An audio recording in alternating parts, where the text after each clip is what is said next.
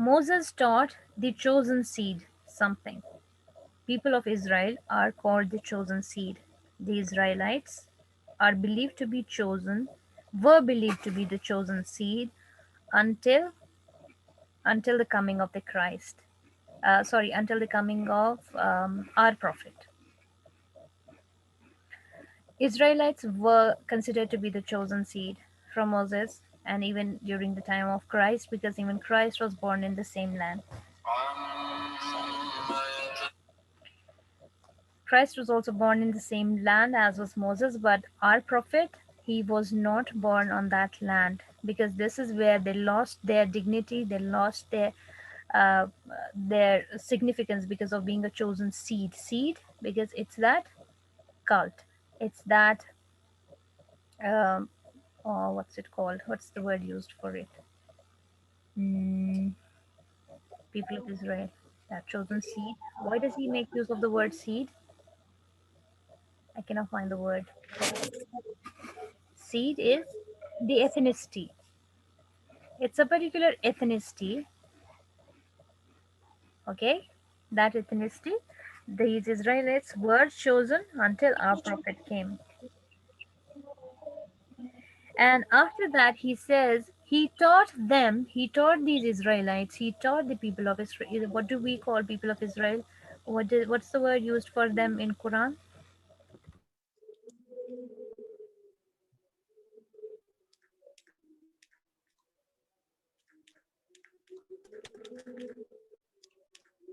What's the word used in Quran for the Israelites?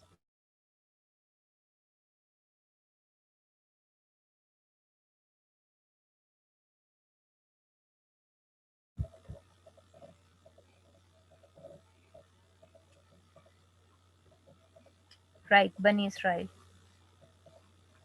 Bani means children. Bani Israel, the children of Israel. Bani Israel. And uh, if you do not know, this is your homework. Tomorrow you will tell me the word used for chosen seed in Quran. What's the word used for chosen seed in Quran for them? It's the same chapter where this is mentioned.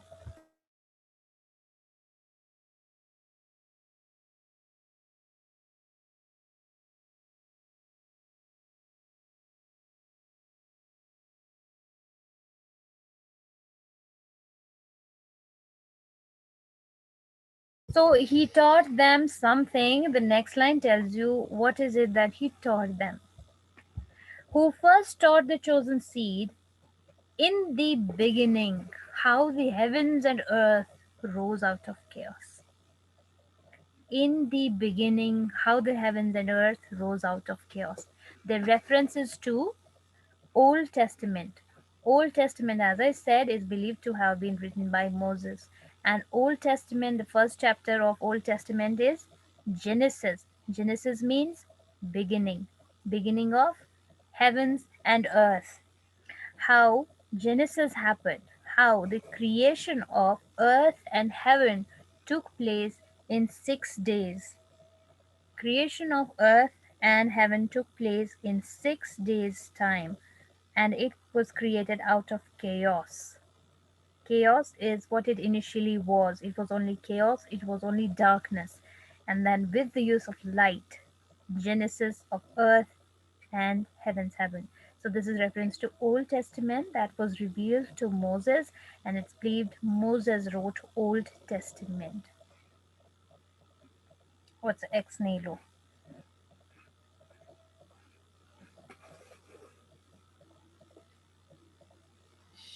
So then after that, he says this was taught to them. They rose out of chaos, or if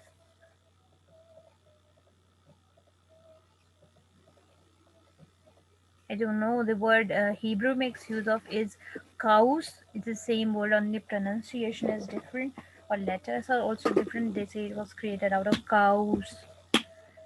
That's darkness. Um, then that was taught to these people. Israelites were taught how creation of earth and heavens happened in 6 days.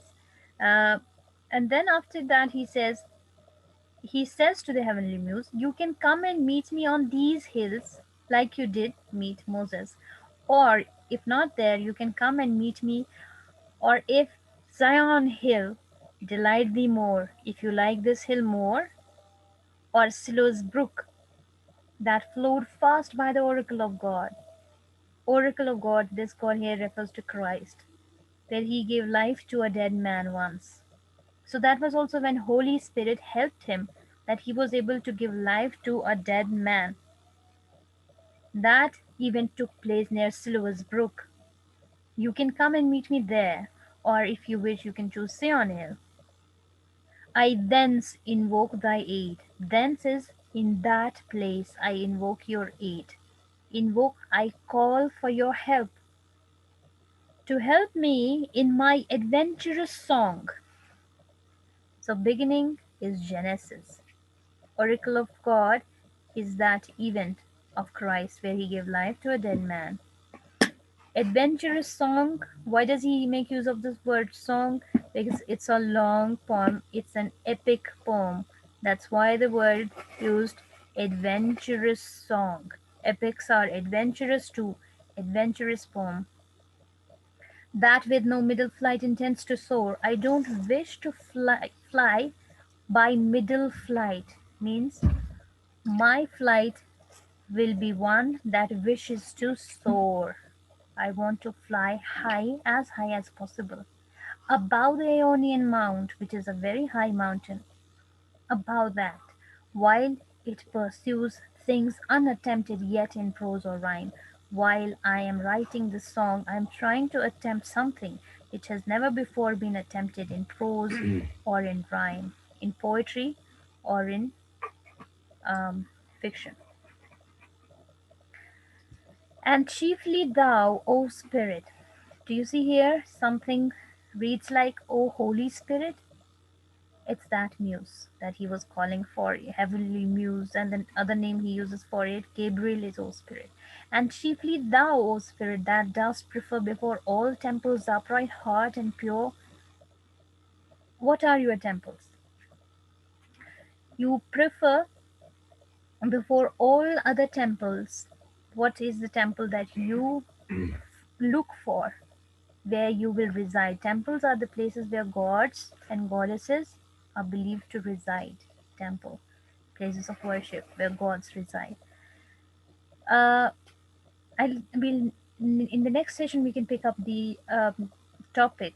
Where do you find Milton making use of paganism? Well, chiefly it's based on Christian faith, but there are also various pagan references in the text, like the use of temples. Because Christians call it church, then why does he say temples? Because we know he was influenced by Latin texts, Latin and Greek literature, which was pagan literature. These are his, they were his teachers, these writers. Thou spirit that dost prefer all before all temples the upright heart and pure. Now here again he also invokes another idea that was Puritan, that Holy Spirit only visits that heart which is pure and it's upright. Upright means one who follows the dictates of Christ, and it's pure means in the sense of the Puritan sense of the term. Instruct me, since my heart is pure and upright. Instruct me, teach me, like you taught Moses. Instruct me.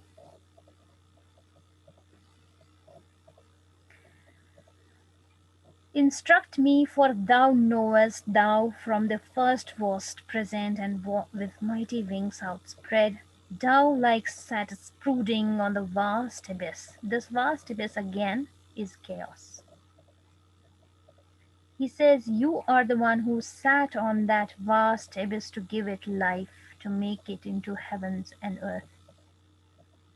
And you were always present from the very first time, from the first moment. Genesis happened because of you. Moses learned things because of you. Christ learned things because of you. And then we believe in Muhammad Sallallahu Alaihi Wasallam. You were from the very first time present. You know everything because you were always there. You came with mighty wings outspread. So here again we have another sense, another supporting argument that heavenly muse is Gabriel. Because the muses that Hanika said, seven muses, this is not a characteristic feature of any of those muses. One, that they are females. And here you don't have a reference to this muse being female. Sat brooding on the vast abyss and made it pregnant. What in me is dark, illumined, like you illumined the chaos and created it into heaven and earth. Illumine in me what's dark. What in me is dark, illumine. What is low, raise and support. So this is whatever defects you find in me, correct them. Correct my defects.